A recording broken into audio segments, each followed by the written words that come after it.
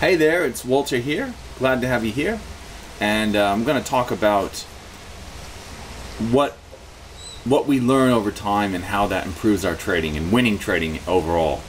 And so what's interesting about this is when I was in university, one of the things that I remember is a friend of mine who I went to university with. We were in high school together too, and he said, you know, if I would have known all these things I know now about girls, boy, my life would have been really different. You know, the things I've learned the last 3 or 4 years have really changed the way I see things about women. And I said, yeah, I thought about it, and I said, yeah, he's right. And the same thing actually applies to trading. You know, thinking about the first 4.5 years I spent trying to figure out, why do I keep losing money? What's going on here? You know, it can't be that hard.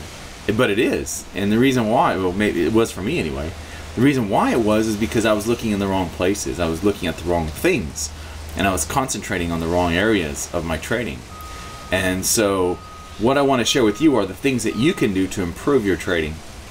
And I don't want you to take my word for it, because you know there are traders out there that there's plenty of advice and stuff like that, systems on the internet. By the way, we're going to go over the systems, the risk management, and the psychology in the small account big profits course. You can click the link below or above this video if you want more information on that.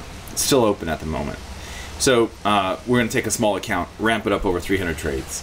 That's what that's about. And we'll talk a lot about the three pillars, which are the system. You got to make sure it makes money. The risk, you got to make sure that you achieve the goals you're after. And the psychology, so that you keep doing it over and over again, no matter what happens, no matter the losing streaks or the tough times.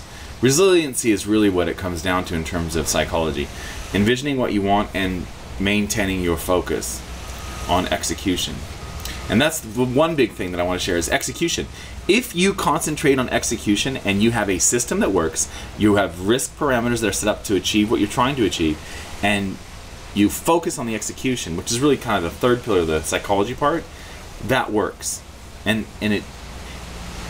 it's difficult because you want to focus on what's gone wrong. You want to focus on, how do I improve the system because I've had 6 losing trades in a row. Unfortunately, that doesn't work. What you really need to focus on is, how can I keep chopping at wood? And this is really important, the lower the win rate strategy you have. Which brings me to the tip number 2. Which is, if I had focused in the beginning of my trading, if I had focused more on overall profitability of my strategy and stayed away from the idea of trying to win, trying to have a high win rate, trying to be right, I think removing the need to be right, or at least reducing your requirement to be right, is important. It's much more important than,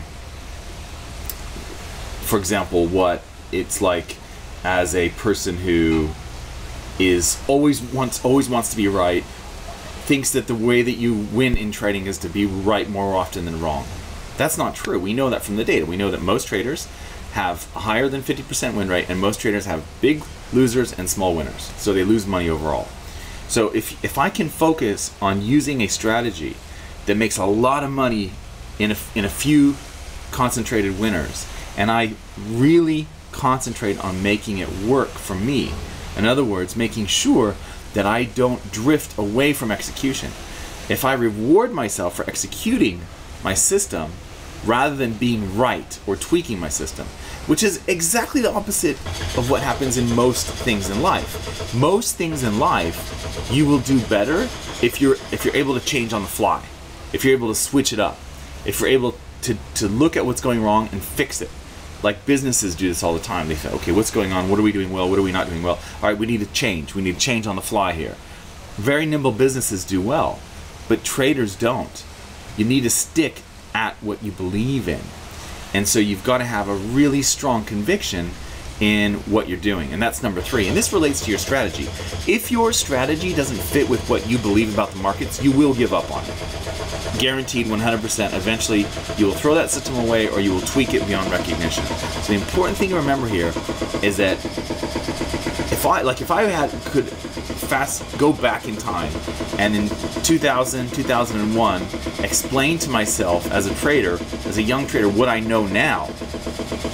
I mean, we all traded internet shares in the 1990s, in the mid 1990s, but that was because that wasn't really trading. I don't consider that trading. That was more just riding a bubble out.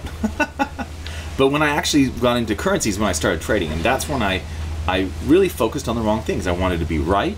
I wanted to tweak my strategies until they were better and better and better and keep improving them.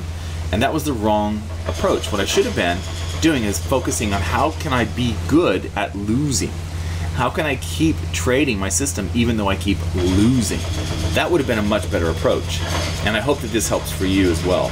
So, I wish you happy trading. If you'd like to join us in the Small Account Big Profits course, where you take a $1,000 account and ramp it up as quickly as possible, we'll see you in that course. Otherwise, I'll see you in another video. Happy trading. See ya. Bye.